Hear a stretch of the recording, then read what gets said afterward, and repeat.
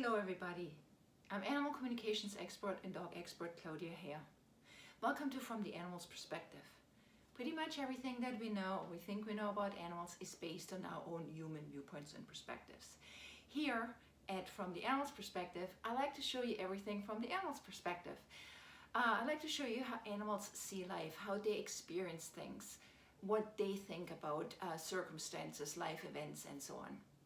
And I also want to share some conversations that I had with animals with you, because talking with animals is one of the most amazing and wonderful things we can do. Not hearing what the animals have to say is one of the greatest losses we can ever experience. So right now I would like to talk to you about the coronavirus or COVID-19. I get so many calls and emails. People ask me, Claudia, have you gotten in touch with the virus? And yes, I have on multiple occasions. So I have actually communicated with the energy of the virus. So there's two different ways. There's many different ways you can communicate with animals.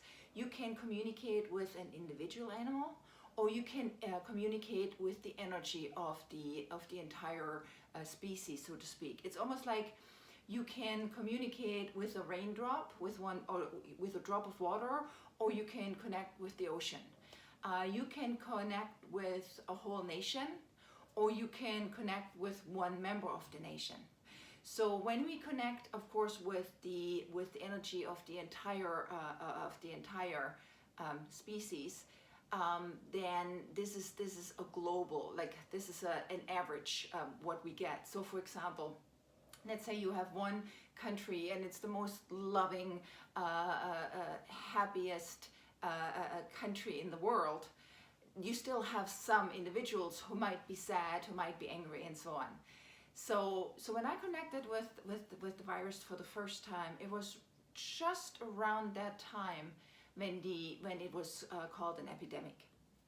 So when I connected with the virus itself is actually very, very gentle, very nice, very pleasant energy, and a lot of people will be probably surprised because, oh, this is our enemy and so on. No, the virus itself is actually very gentle. And again, when I connected the first time, when it was just called an epidemic, the virus itself was totally hectic, totally afraid and panicky and who knows what. And that's kind of what you also saw when it kind of broke out. It's almost like when you have a fire and you put gasoline on the fire, it just goes, it explodes, and that's kind of what happened. The virus didn't know what was happening, what was going on. There was so much confusion and insecurity and total. The virus didn't know what was happening either. The virus itself really doesn't want to do us any harm. Again, it's a very gentle energy. Kind of compared like this. Let's say you have an island, and it's a totally balanced ecosystem. There are plants, there are animals, and it's fantastically balanced. It's a very beautiful place. Everybody has enough to eat, enough to drink. Everybody lives in harmony with each other. It just works absolutely fantastic. So you have this beautiful island, and all of a sudden, because of whatever reasons, there's 1,000 people dropped on this island. Could be who knows what, maybe a shipwreck or an airplane had to land or whatever, but all of a sudden you put 1,000 people on this island. Now those people, they're of course panicking, hectic, and they think, okay, what do I do? We have to find food. So it's a lot of people, so they need a lot of food. So they kind of go through that island and pretty much eat everything there is.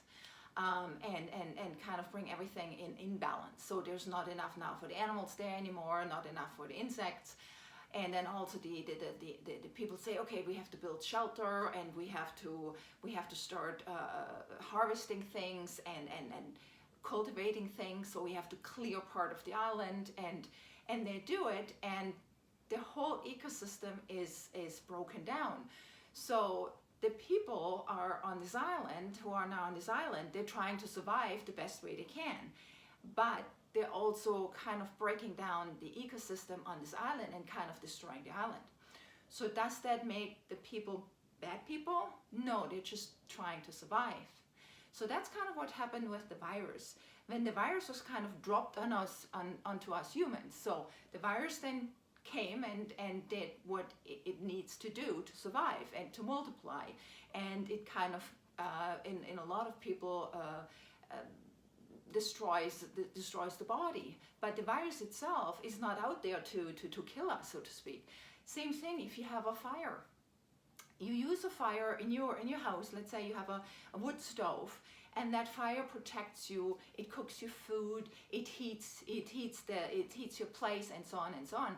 However, if the fire kind of gets out of that confined place, and then it can maybe burn down your living room, your kitchen, or in worst cases, burn down the entire house.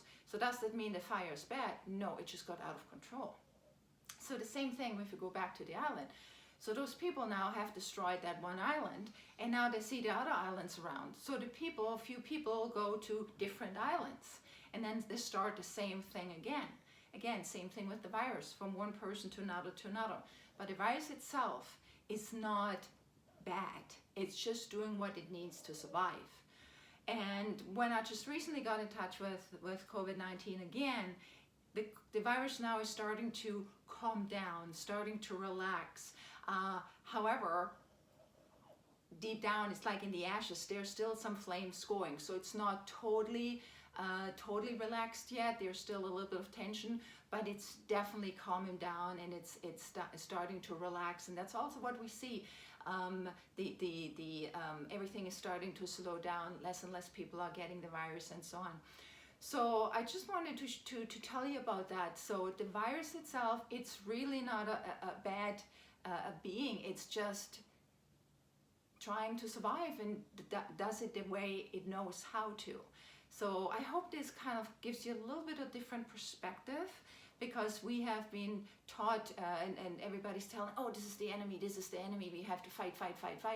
And yes, I mean, of course we have to be careful, don't misunderstand me here. But all I'm saying is that the virus is not out there, hey, where's the next human, let's get him, or let's get her. No, the virus is just doing naturally what it does. Like I said, the same thing. If we would go somewhere, we would try to survive. So that's the same what the virus is doing. Anyway, I hope that shed a little bit more light on everything, and again, gets a little bit thinking about other beings, other species.